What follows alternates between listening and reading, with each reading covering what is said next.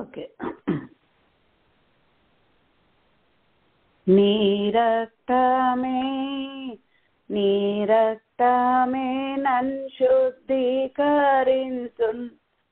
నీ రక్తమే నా బలము, నీ రక్తమే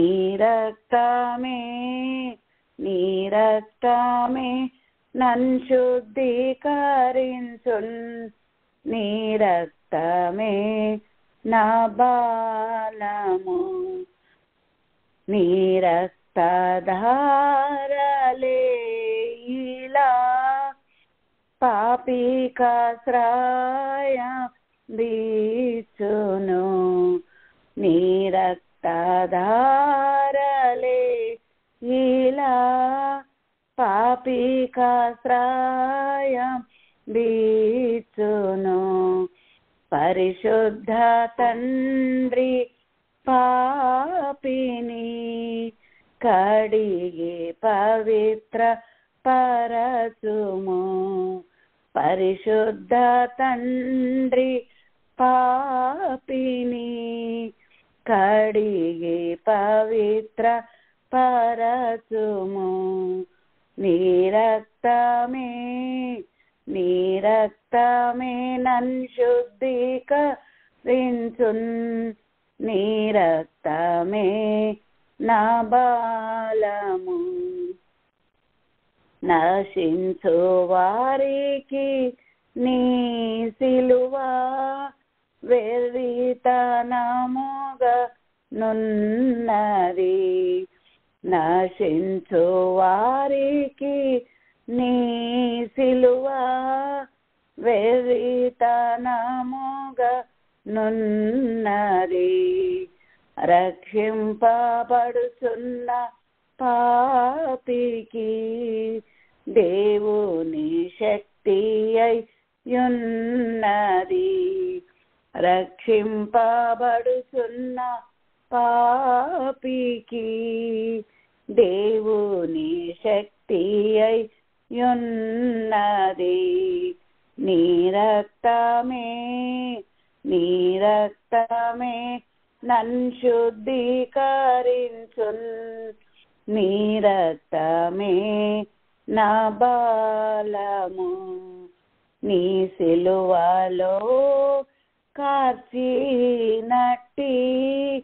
విలువైన రక్తము లోనా, నీ సిలువలో కార్చినట్టి విలువైన రక్తములోనా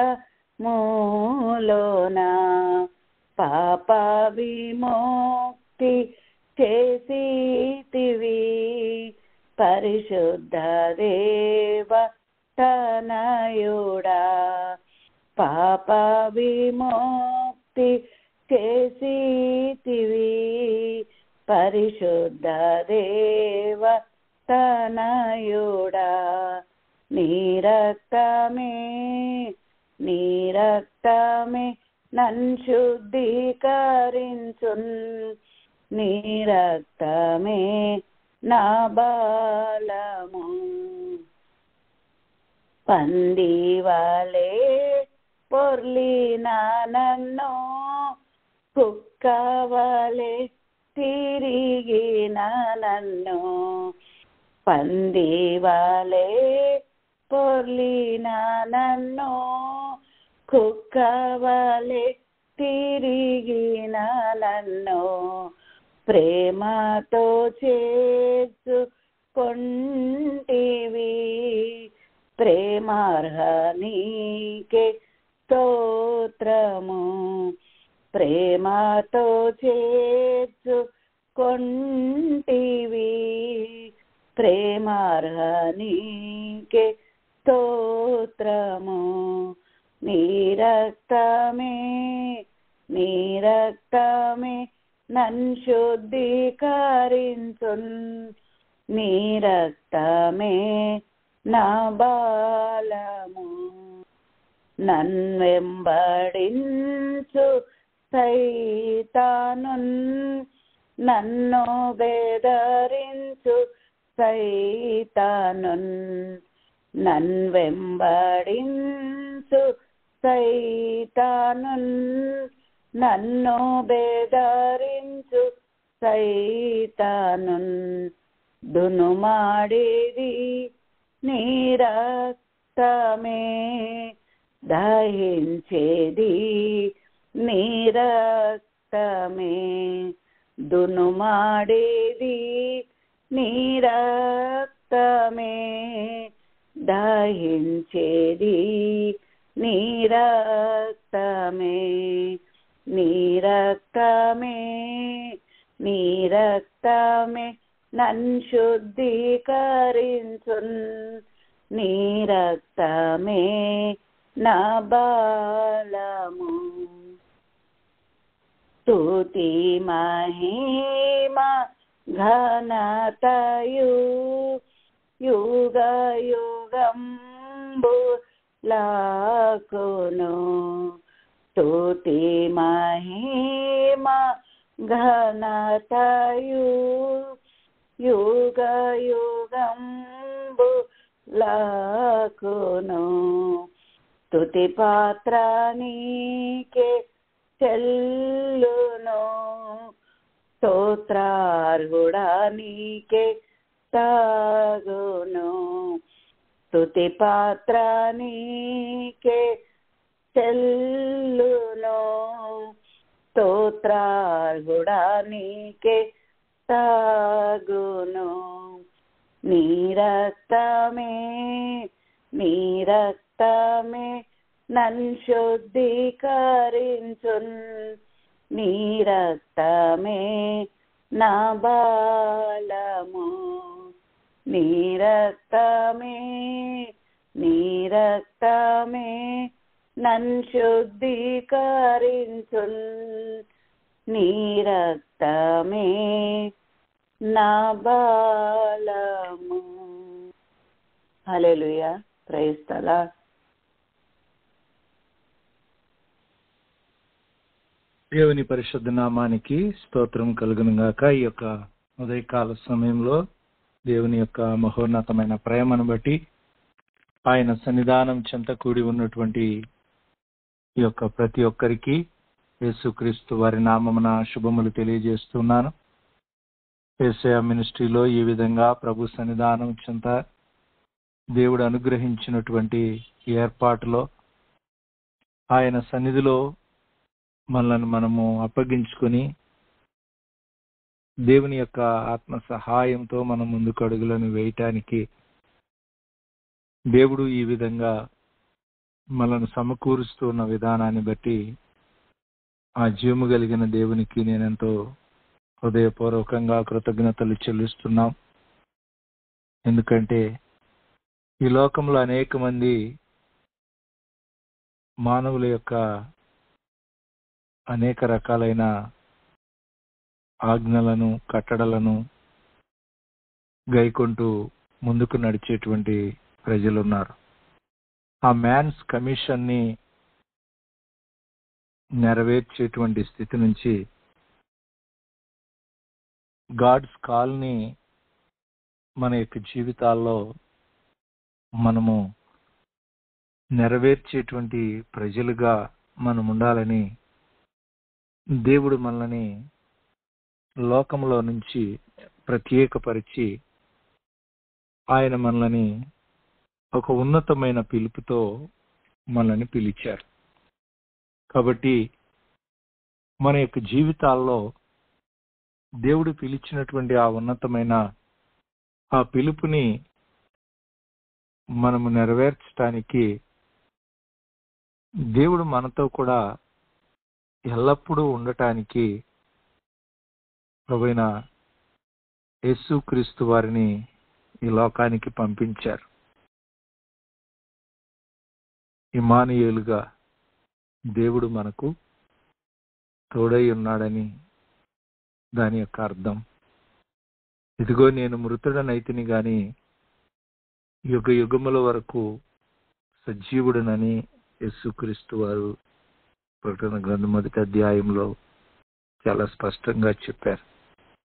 మనందరికీ తెలుసు, మనం ఆరాధిస్తున్న దేవుడు సజీవుడైన దేవుడని.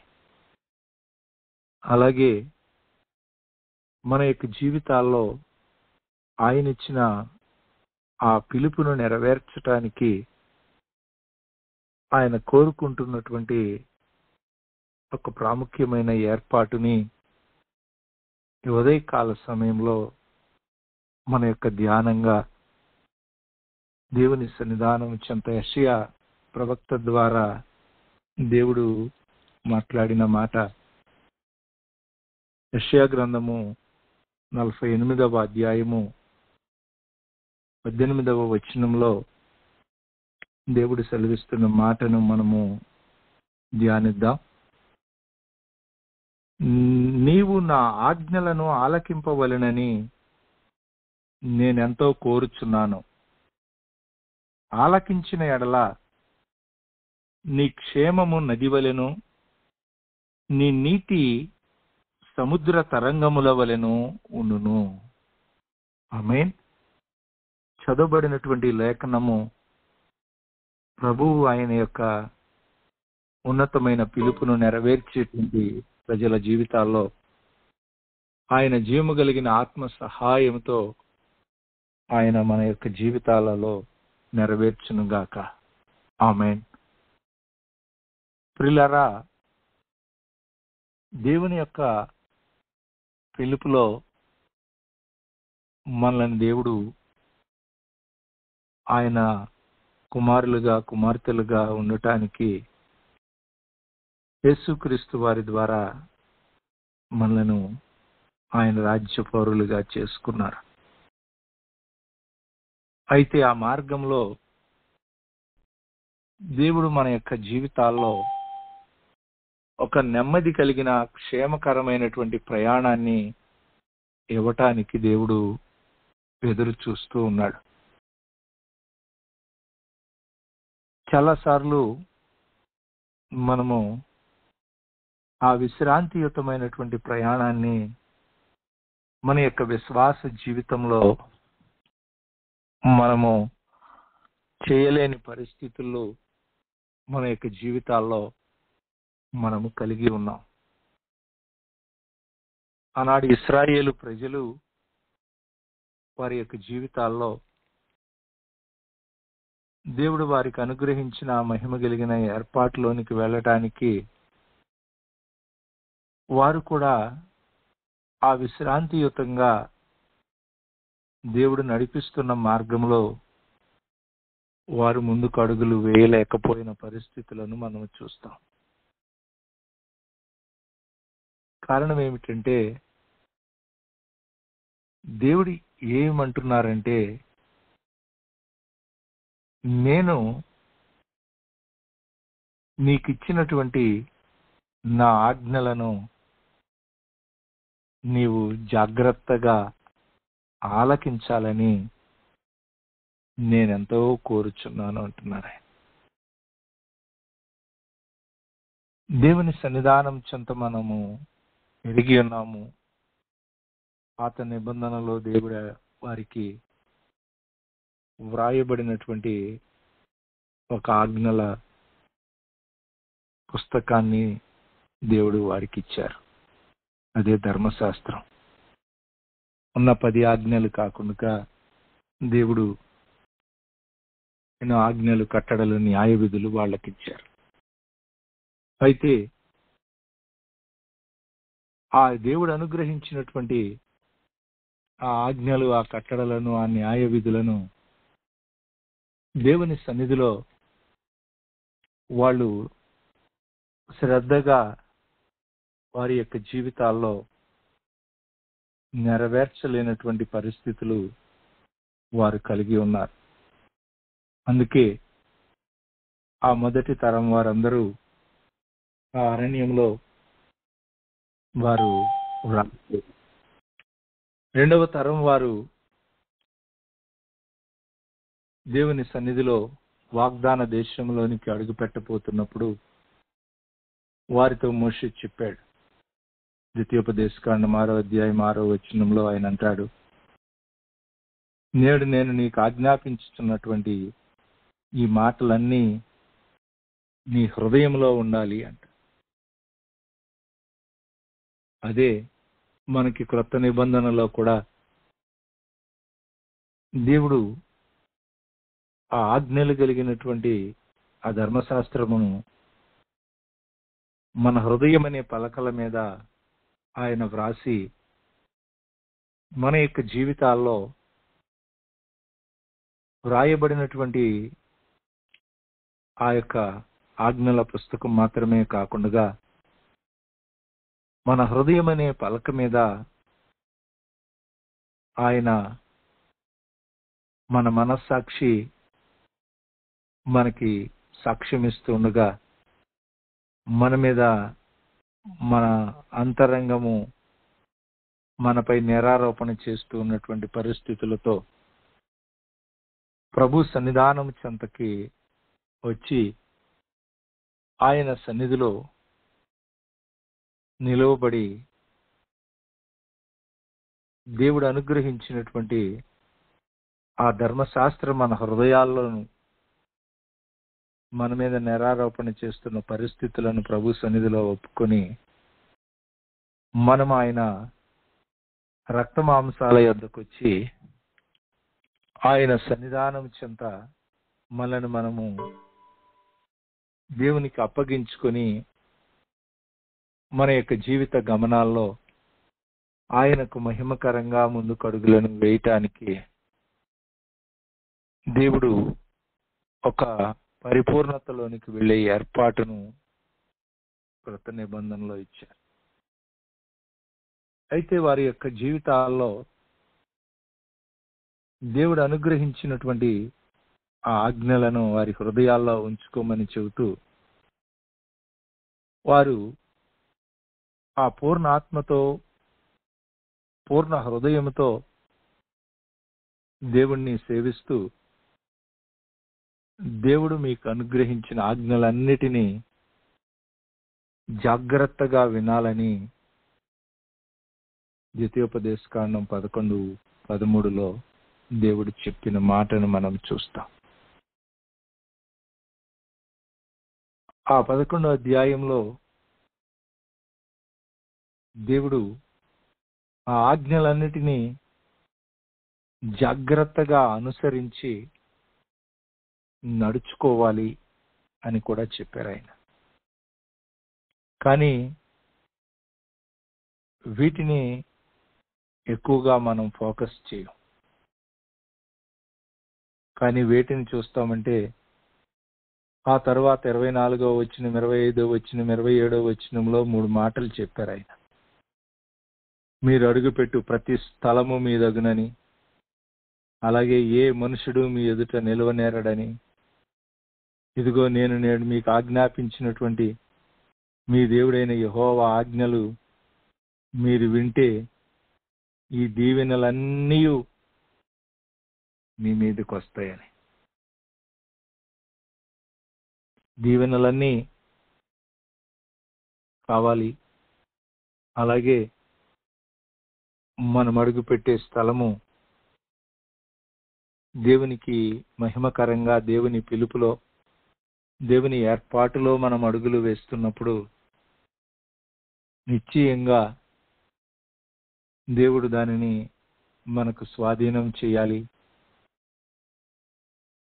దేవుని పక్షంగా మనం నిలవబడినప్పుడు ఈ లోక సంబంధమైన ఏ అధికారంతో ఏ వ్యక్తి మన ఎదుట నిలబడినా, ఏ వ్యక్తి మన ఎదుట నిలబడి ఉండవలసినటువంటి స్థితి లేకుండా దేవుడు అద్భుతకరంగా మన జీవితాల ద్వారా మహిమ పొందాలి. అది దేవుని చిత్తం. అందుకే ఆనాడు యేసు ప్రభు వారు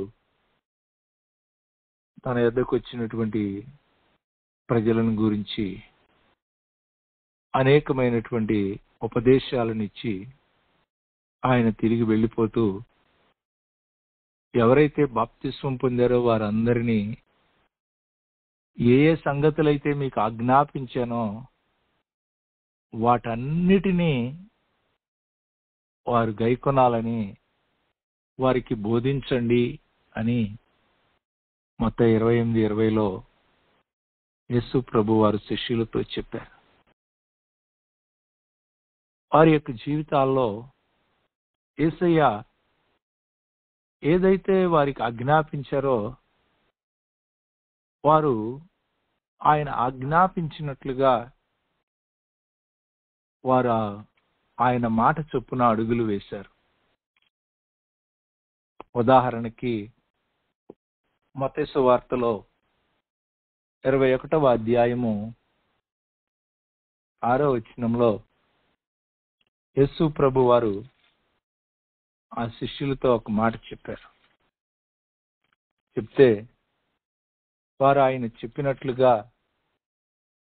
అక్కడ వారు అడుగులను వేసి వారు చేసినటువంటి ఆ కార్యము మనందరికీ తెలుసు. ఏం చేశారు? మీరు వెళ్ళి అక్కడ ఒక గాడిద ఉంది, దానిని పిల్లను తోలుకొని వచ్చి వాటి మీద ఆ బట్టలను వేయండి అని చెప్పారు.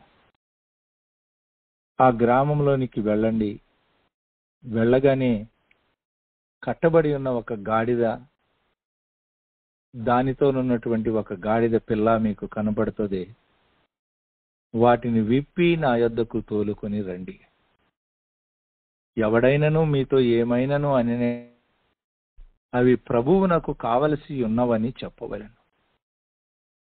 వెంటనే అతడు వాటిని తోలిపెట్టునని చెప్పి వారిని పంపెను.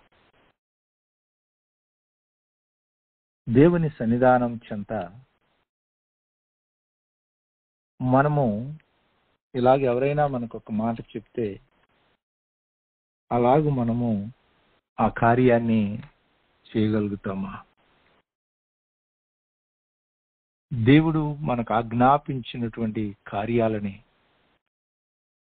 మన యొక్క జీవితాల్లో మనము ఆ విధంగా ఆయన సన్నిధిలో నిలవబడి ఆయన పక్షంగా ఆయన మాట చొప్పున జరిగించేటువంటి వ్యక్తులుగా మనం ఈ లోకంలో జీవించాలని దేవుడు మన జీవితాలలో ఆయన యొక్క మహిమ కలిగిన ఉద్దేశము నెరవేర్చడానికి ఆయన ఇష్టపడుతున్నారు.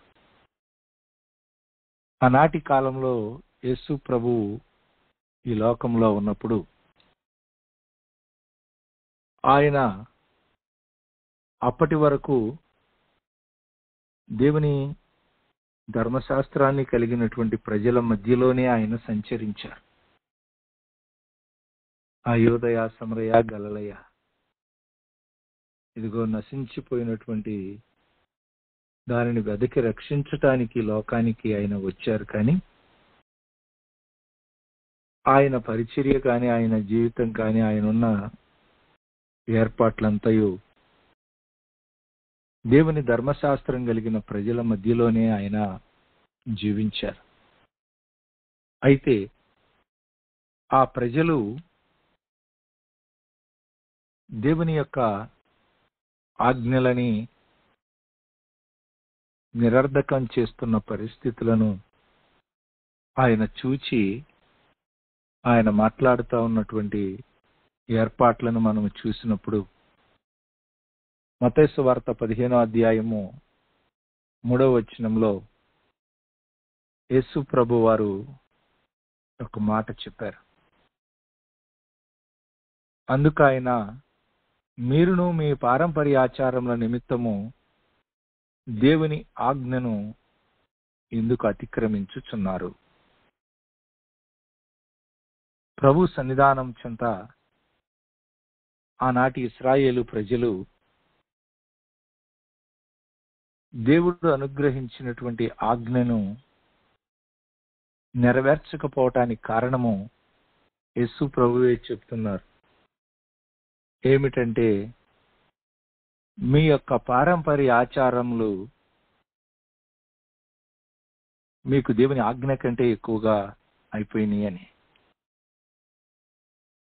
ఎందుకంటే ఆనాటి సమాజంలో దేవుడు ధర్మశాస్త్రం ద్వారా ఇచ్చినటువంటి ఆజ్ఞలు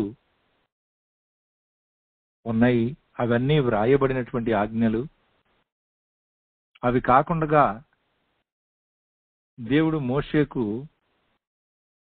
సినాయి పర్వతం అందు అనుగ్రహించినటువంటి కొన్ని మాటలున్నాయి. అవన్నీ వ్రాయబడకుండా ఆ తరతరాల నుంచి ఒకరి నోటిమట ఒకరికి అందించబడుతూ వచ్చినటువంటి కొన్ని ఉన్నాయని వాటన్నిటినీ వాళ్ళు ఏం చేశారంటే కలెక్ట్ చేసి ఆనాటి కాలంలో తాల్మూరు అనేటువంటి ఒక గ్రంథాన్ని కూడా వాళ్ళు రాసుకుని దేవుని యొక్క ఆజ్ఞల కంటే, ధర్మశాస్త్రంలో దేవుడిచ్చినటువంటి ఏర్పాట్ల కంటే ఇవన్నీ చాలా ప్రాక్టీసెస్ వాళ్ళ యొక్క దైనందిన జీవితాల్లో ఇమిడిపోయినటువంటి పరిస్థితులు. వాటిలో ఒకటి అలాగూ భోజనం చేయటానికి ముందు చేతులు కడుక్కుని భోజనం చేయటము, కాళ్ళు చేతులు కడుక్కునేటువంటి ఒక అలవాటు. ఇలాంటివి చాలా ప్రాక్టీసెస్, అలవాట్లు, ఆ పితృపారంపర్యమైన ఆచారాలు ఇశ్రాయేలు సమాజంలో ఉండిపోయినాయి. అవి ఏ స్థాయికి వచ్చినాయి అంటే దేవుని ఆజ్ఞను అతిక్రమించేటువంటి పరిస్థితుల్లో వారి జీవితాల్లో ఉన్నాయి. యేసు ప్రభువారు ఆనాటి కాలంలో దానిని గూర్చి వాళ్ళని ఖండిస్తూ ఉన్నారు. ఈనాడు కూడా మనం చూసినప్పుడు మన చుట్టూ ఉన్నటువంటి జీవము కలిగిన దేవుని సంఘములో దేవుడు అనుగ్రహించినటువంటి ఆ క్రొత్త నిబంధన ఆజ్ఞలు, కట్టడలు, న్యాయ విధులు ఏవైతే ఉన్నాయో యేసు ప్రభువారు వేటిని ఆజ్ఞాపించారో వాటన్నిటికంటే అనేకమైనటువంటి మన చుట్టూ ఉన్నటువంటి ఆ ఆచారాలు సంఘములో కూడా ఈనాడు ప్రాముఖ్యమైనటువంటి పాత్రతో పనిచేస్తున్న పరిస్థితులు ఉన్నాయి. ప్రభు పాద సన్నిధానం చెంత అందుకు ఆ మొట్టమొదటి సంఘ కాపరి అయినటువంటి పేతురు గారు ఆనాటి కాలంలోనే అప్పుడున్నటువంటి సంఘానికి ఉత్తరం రాస్తూ మొదటి పత్రిక 1వ అధ్యాయం 18వ వచనంలో ఆయన చెబుతున్న మాట ఏమిటంటే, మీ పితృపారంపర్యమైనటువంటి మీ వ్యర్థ ప్రవర్తనను విడిచిపెట్టినట్లుగా వెండి బంగారాల లాంటి క్షయ వస్తువుల చేత మీరు విమోచించబడలేదు, కానీ అమూల్యమైన రక్తము చేత, అనగా నిర్దోషమును నిష్కళంకమునైన గొర్రెపిల్ల వంటి క్రీస్తు రక్తము చేత విమోచించబడుతురని మీరు ఎరుగుదురు కదా. ప్రభు సన్నిధానం చెంత ఈ క్రొత్త నిబంధన సంఘములో ఆ పితృపారంపర్యమైనటువంటి ఆ వ్యర్థ ప్రవర్తనను మన యొక్క జీవితాల్లో విడిచిపెట్టి ఆయనకు మహిమకరంగా ఆయన ఆజ్ఞలను నెరవేర్చి ఆయన సన్నిధిలో మనం ఒక విశ్రాంతియుతంగా ముందుకడుగులు వేయవలసిన వారమై ఉన్నాం. అనేక సందర్భాల్లో ఆ విధమైన ఏర్పాటును సంఘం అధిగమించలేనటువంటి పరిస్థితులను చూస్తూ ఉన్నాం. 20 సంవత్సరాల పరిచర్యలో నేను ఎన్నో సందర్భాల్లో అనేక విషయాలను చూస్తూ వచ్చాను. గత వారంలో 25వ తారీఖు నాడు ఒక ఎంగేజ్మెంట్కి వెళ్తే నేను ఇంతవరకు ఎప్పుడు చూడలా. ఆ ఎంగేజ్మెంట్లో ఒక పావు గంట సేపు వాక్యము సమయం ఇచ్చారు, కానీ ఒక అరగంట 40 నిమిషాలు ఆ కుల పెద్దలు వచ్చి ఆ పెండ్లి కుమారుడు పెండ్లి కుమార్తె తరపున వాళ్ళు ఏవో రకరకాలైనటువంటి ఏర్పాట్లతో, ఏమిటయ్యా ఇది, నేను ఎప్పుడు చూడలేదు అని అడిగాను. వాళ్ళు, అయ్యగారు మీరు వీటిని చూసుండ్రు, కానీ ఇవన్నీ ఇలా చేయకపోతే మమ్మల్ని కులంలో నుంచి వెలేస్తారు అయ్యగారు అన్న. ఈ విధంగా దేవుని ఏర్పాటులోనికి, దేవుని ప్రణాళికలోనికి వచ్చినటువంటి జీవము కలిగిన దేవుని సంఘములో ఉన్నటువంటి ప్రజలు ఇంకా అనేక రకాలైనటువంటి ఆ పితృపారంపర్యమైనటువంటి ఆ వ్యర్థమైనటువంటి ఏర్పాట్ల నుంచి బయటకు రాని పరిస్థితులను నేటి వరకు ఈ జీవము కలిగిన దేవుని సంఘంలో చూస్తూ ఉన్నాం. కాబట్టి దేవుని సన్నిధానం చెంత మన యొక్క జీవితాల్లో ఆ విధంగా మన ఎదుటున్నటువంటి ప్రతికూల సంబంధమైన పరిస్థితుల్లో మనం ఒక అమూల్యమైన రక్తము చేత విమోచించబడ్డామని గుర్తెరిగి మన ముందున్నటువంటి మన పితరులు ఏవైతే వారు ఆచరించినటువంటి ఏర్పాట్లు ఉన్నాయో వాటిని అధిగమించి ఆయన ఆత్మ సహాయంతో మన ముందుకు అడుగులు వేయవలసిన వారమై ఉన్నాం. అలాగే తీతుకు రాసిన పత్రికలో 1వ అధ్యాయం 13-14 వచనాల్లో అపోస్తలుడైన పౌలు మరొక మాటను చెప్తాడు. ఏమిటంటే, యూదుల యొక్క కల్పనా కథలను సత్యము నుండి తొలగిపోయినట్టి మనుష్యుల కట్టడలను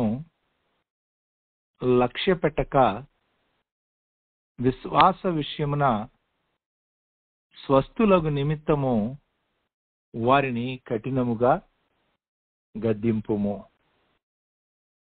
దేవుని యొక్క ఆజ్ఞలను మనము గైకొనాలి అని అంటే, ఒకటి మన యొక్క పితృపారంపర్యమైన ఆచారాల నుంచి మనం బయటకు రావాలి. రెండవది, మనుష్యుల యొక్క కట్టడలను దేవుని యొక్క బిడ్డలుగా మన యొక్క జీవితాల్లో ఆయన మహిమ కలిగిన ఆత్మ సహాయంతో అధిగమించి మనము ముందుకు అడుగులు వేయాలి. దేవుని సన్నిధానం చెంత హెరోదు రాజు బాప్తిసమిచ్చి యోహానుని చెరసాలలో వేయించారు, మనకు తెలుసు. ఆ యొక్క సమయంలో మత్తయి సువార్త 14వ అధ్యాయంలో ఆ హేరోదియా కుమార్తె నాట్యము చేసి తాను ఒక బహుమానాన్ని కోరుకున్నది. తద్వారా బాప్తిసమిచ్చి యోహాను తల తీసుకుని వచ్చి అక్కడ పెట్టబడినటువంటి పరిస్థితిని మనం చూస్తాం 3-12 వరకు. అయితే అలాంటి పరిస్థితుల్లో ఆ రాజుగారు ఆ మనుషుల ఎదుట తాను చేసిన ఒక తీర్మానం కొరకు తాను ఏం చేశాడంటే ఒక నీతిమంతుణ్ణి హత్య చేశాడు. నరహత్య చెయ్యకూడదు అనేటువంటి ఆజ్ఞ తన ఎదుటున్న మనుషుల యొక్క కట్టడగా నెరవేర్చటం కోసం తాను ఒక నీతిమంతుణ్ణి చంపేశాడు. అతను చెప్పి ఉండొచ్చు, ఇదిగో ఇలాంటి కోరిక ఆవిడ కోరుతుందని నేను అనుకోలేదు, కానీ దేవుని యొక్క ఆజ్ఞను నేను మీరి ఆ విధంగా నరహత్య చేయలేను, నిశ్చయంగా ఆ నీతిమంతుడిని నేను చంపలేను అని చెప్పొచ్చు. అట్లా ఆయన గనక చెప్పి ఉన్నట్లయితే చుట్టూ ఉన్నవారు కొంచెం తర్కించొచ్చు, తాత్కాలికంగా ఏవైనా ఆవేశాలకు గురి కావచ్చు. కానీ దేవుని యొక్క ఏర్పాటులో ఆయన యోగ్యకరంగా అడుగులు వేసేవాడు.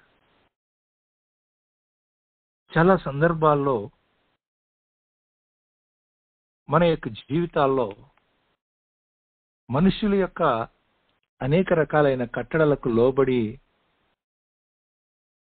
దేవుని యొక్క ఆజ్ఞలను అతిక్రమించి నడిచేటువంటి పరిస్థితులను ఈనాటి సంఘము కలిగి ఉన్నటువంటి ఏర్పాట్లను మనము చూస్తాం. ఆ విధమైన ఏర్పాటు నుంచి ఈనాటి సంఘము బయటికి రావాల్సిన పరిస్థితులు ఉన్నాయి. మూడవదిగా మనము చూస్తే మత్తయి సువార్త 22వ అధ్యాయం 36వ వచనంలో యేసు ప్రభు వారు మరొక మాటని చెప్తారు. మత్తయి సువార్త 22:36లో మనం చూసినప్పుడు, బోధకుడా, ధర్మశాస్త్రములో ముఖ్యమైన ఆజ్ఞ ఏదని అడిగాను. ఎవరు ఈ యొక్క ఆజ్ఞ అడిగినటువంటి వ్యక్తి అంటే ధర్మశాస్త్రాన్ని బోధించేటువంటి ఆ ధర్మశాస్త్రోపదేశకుడే. ధర్మశాస్త్రోపదేశకుడే ధర్మశాస్త్రంలో ముఖ్యమైన ఆజ్ఞ ఏది అని అడుగుతూ ఉన్నాడు. దేవుడు ఏం చెప్పారు అసలు? ఏది ప్రాముఖ్యమో, ఏది అల్పమో, ఏది ఘనమో అలాగే చెప్పలా. ఆయన ఏదైతే ఆజ్ఞాపించారో ఆజ్ఞాపించిన ఆయన ఆజ్ఞలన్నిటినీ గైకొనాలి. ఈనాటి కాలంలో కూడా అనేక మంది సేవకులు కొన్ని ఆజ్ఞలకు ప్రాధాన్యతనివ్వకుండా కొన్ని ఆజ్ఞలను మాత్రమే ప్రాముఖ్యమైనవిగా ఎంచి ఈనాటి సంఘాన్ని జీవము కలిగిన దేవుని ఏర్పాటు వైపుకి నడిపించినటువంటి పరిస్థితులను మనము చూస్తున్నాం. ఆనాటి కాలంలో యూదులైతే మోషే ఇచ్చినటువంటి ఆ ఆజ్ఞల్లో కొన్ని చాలా పెద్ద ఆజ్ఞలు, కొన్ని చాలా చిన్న ఆజ్ఞలని వాటిని 2 భాగాలుగా విభజించుకుని ఆ యొక్క పెద్ద ఆజ్ఞల విషయంలో శ్రద్ధ తీసుకుంటూ కొన్నిటిని పర్లేదులే అని కొన్ని ఆజ్ఞలను అంత ప్రధానమైనటువంటివి కానివిగా వాళ్ళు ఎంచుచూ నడుస్తున్న పరిస్థితులను ఆనాటి సమాజంలో చూస్తాం. అందుకే ఆ ధర్మశాస్త్రోపదేశకుడు యేసు ప్రభు వారిని ఏది ప్రధానమైన ఆజ్ఞ అని అడుగుతా ఉన్నారు. కొందరేమో ఆనాటి కాలంలో ఆ దేవుడిచ్చినటువంటి ఆజ్ఞల్లో ఆ ప్రధానమైనటువంటి ఆజ్ఞలు, బలులర్పించటానికి గూర్చిన ఆజ్ఞలు చాలా పెద్దయని వాటిని కొందరు ప్రాముఖ్యతనిస్తూ వచ్చారు. కొందరేమో ఆ సున్నతికి సంబంధించినటువంటి ఆజ్ఞలు గొప్పయని వాళ్ళు వాదిస్తూ ఉండేవాళ్ళు. వీళ్ళ మధ్యలో మరొక తెగవాళ్ళు ఏం చేసేవాళ్ళు అంటే ఆ పరిశుద్ధపరచటాన్ని గూర్చిన ఆజ్ఞలే చాలా ప్రాముఖ్యమైనటువంటివి అని.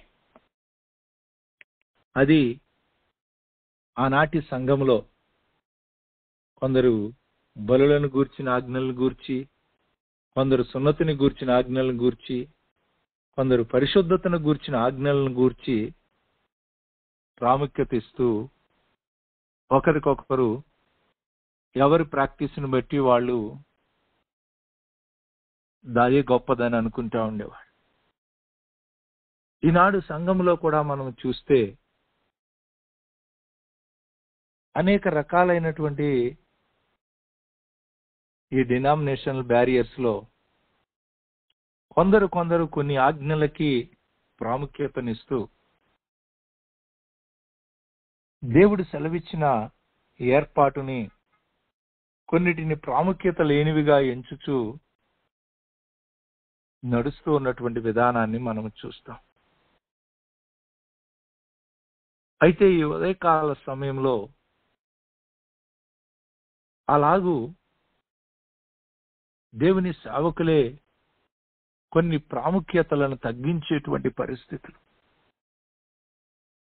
ఎప్పుడో రక్షణ పొందిన తొలిటి దినాల్లో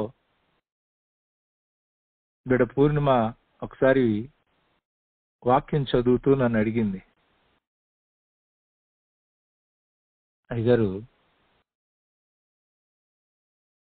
ఇక్కడ పచ్చబొట్టు పొడిపించుకోకూడదు, మీ యొక్క కనుబొమ్మలను బోడి చేసుకోకూడదు అని వ్రాయబడి ఉన్నటువంటి వాటిని చదువుతూ, మరి ఇప్పుడు చాలా మంది ఇలా పచ్చబొట్లు పొడిపించుకుంటున్నారు, టాటూస్, అలాగే చాలా మంది ఐబ్రోస్ చేయించుకుంటున్నారు. ఎస్, వాక్యానుసారంగా అది తప్పేనమ్మా, గ్యారంటీగా దేవుని బిడ్డలుగా మనము దానిని చేయకూడదు అని. తన యొక్క జీవితంలో నాకు తెలిసి ఏనాడు ఐబ్రోస్ చేయించుకున్నట్లుగా నేను ఆ బిడ్డను చూడలేదు. దేవుని సన్నిధానం చెంత, దేవుని జీవము కలిగిన మార్గంలో నడిచేటువంటి మన యొక్క జీవితాల్లో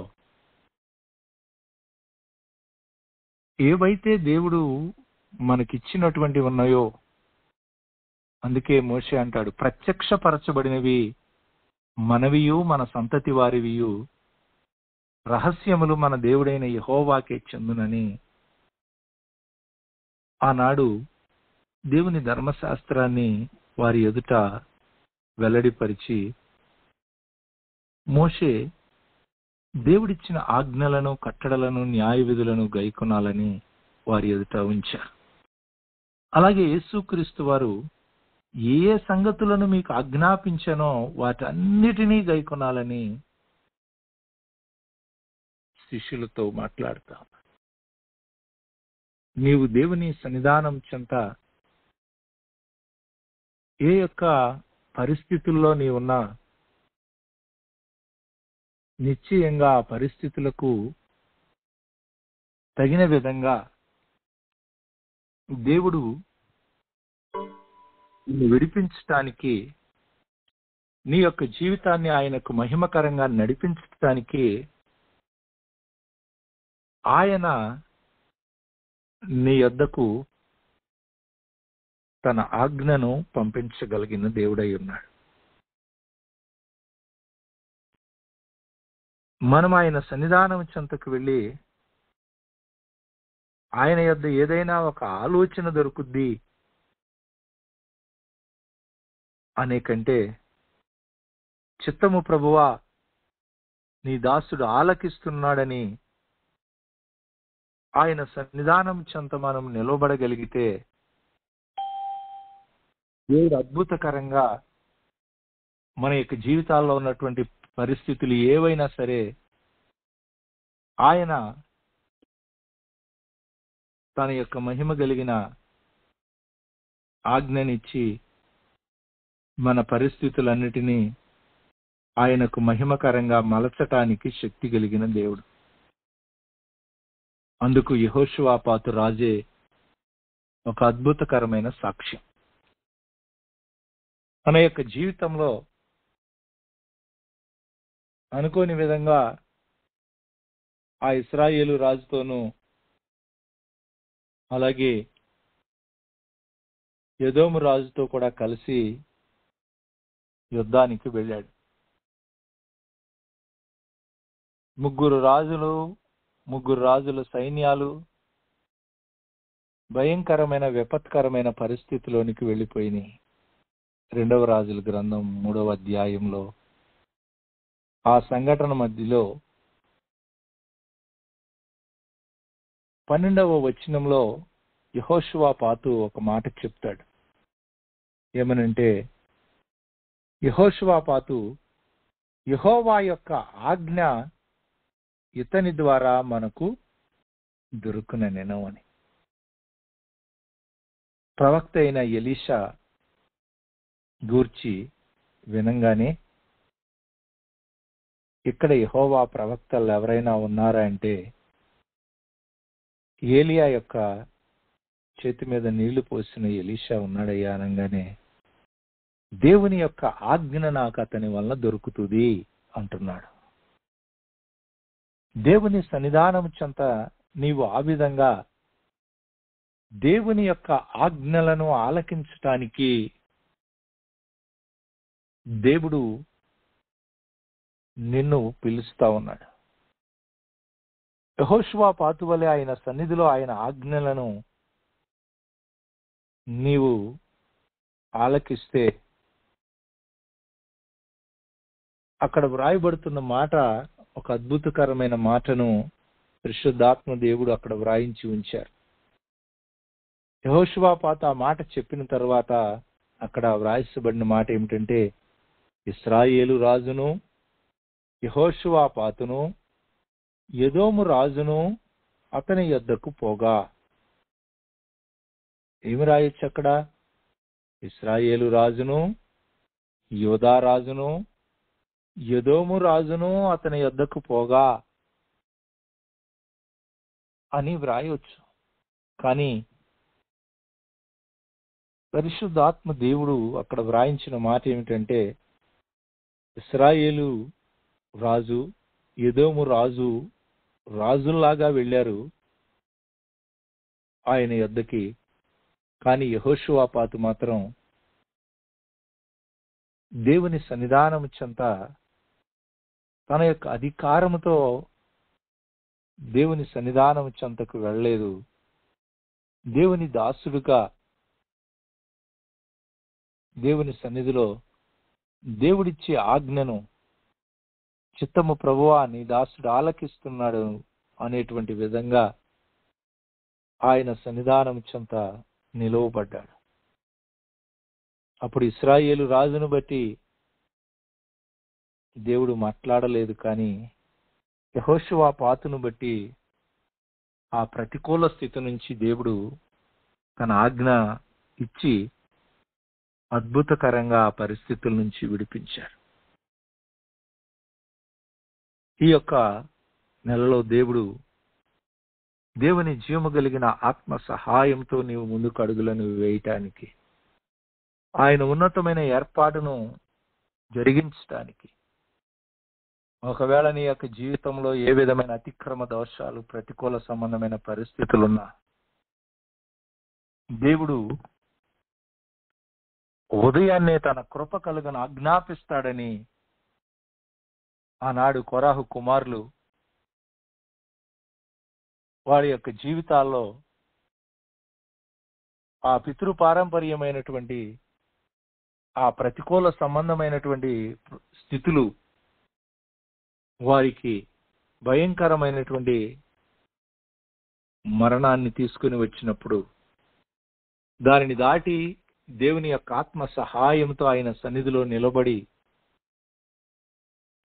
ఆయన మందిరంలో ఆయన యొక్క కృపాసింహాసనం చెంత నిలవబడి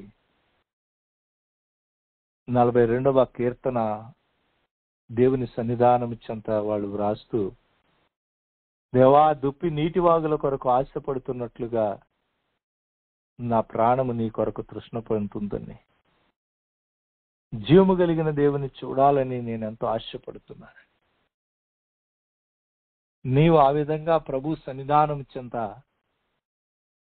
నీవు అప్పగించుకొని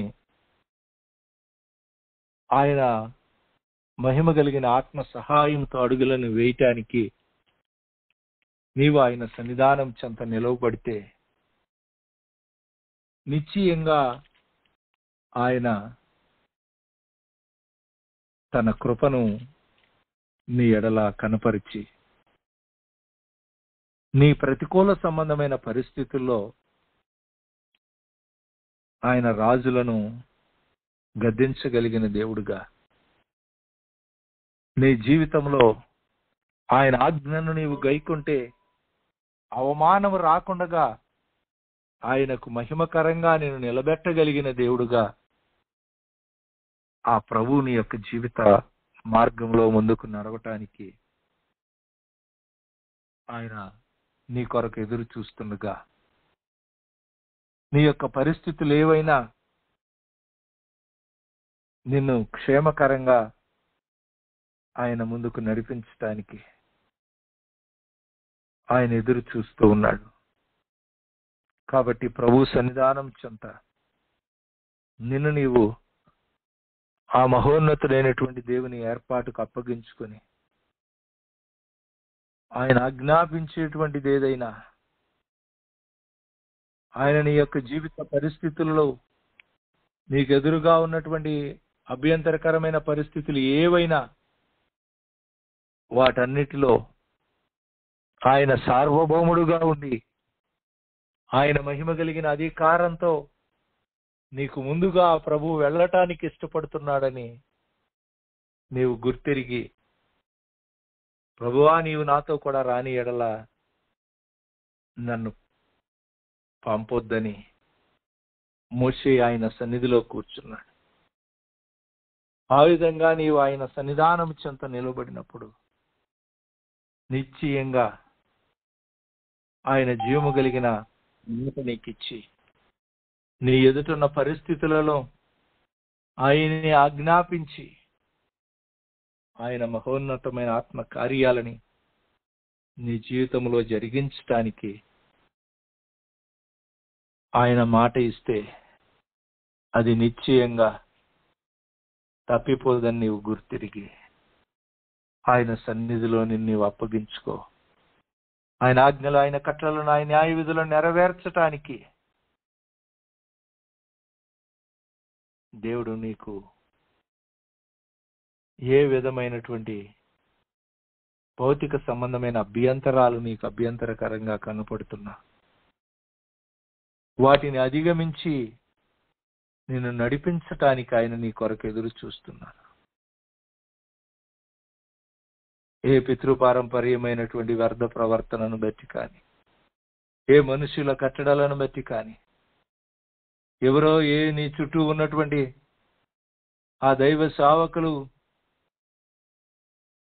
రకరకాలైనటువంటి ఉపదేశాలతో దేవుని యొక్క ఏర్పాటు నిరర్ధకము చేసేటువంటి విధానాలను నీవు అధిగమించి ముందుకు నడవటానికి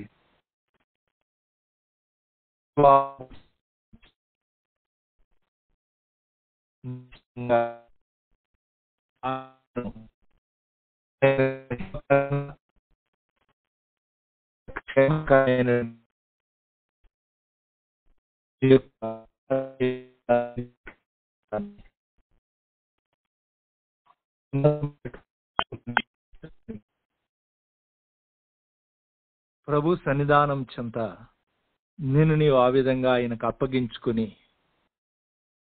ఆయన ఉన్నతమైన పిలుపును నెరవేర్చడానికి లోకంలో నుండి ఆయన నిన్ను ప్రత్యేకపరిచి నీ కొరకు ఆయన ఒక మహిమ కలిగిన మార్గాన్ని ఏర్పాటు చేసి ఆ మార్గంలో ఆయన ఇచ్చిన ఆజ్ఞల మార్గంలో నీవు పరిగెత్తాలని ఆయన కోరుకుంటూ ఉండగా ఆయన ఇచ్చిన ఆజ్ఞలు నీకు భారమైనవిగా అనిపించుకుండగా ఆ ఆజ్ఞల వలన నీవు ఆనందిస్తూ ఆ ఆజ్ఞలన్నీ నమ్మదగినవని నీవు జ్ఞాపకము చేసుకుంటూ ఆయన సన్నిధానం చెంత